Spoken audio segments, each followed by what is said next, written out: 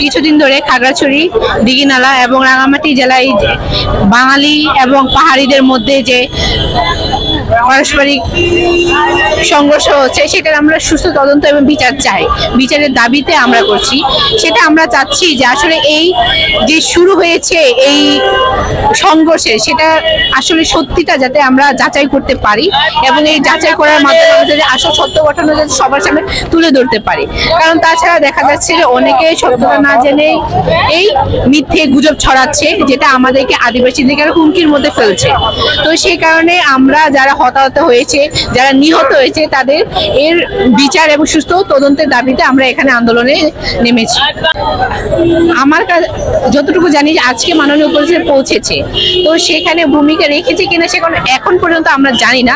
তো আমরা আশা করি যে আজকের মধ্যে আমরা খবর পাবো যে আসলে মাননীয় উপদেষ্টা কোনো ভূমিকা রেখেছে কিনা আমাদের এতে। এবং আমরা চাই যে মাননীয় প্রধান উপদেষ্টা আমাদের এই যে সাম্প্রদায়িক হামলা যেটা হচ্ছে, সেটা সুস্থ তদন্ত বিচারের মাধ্যমে আমাদেরকে পাহাড়ে শান্তি এনে দেখ। আমরা আদিবাসীরা সবাই শান্তি চাই।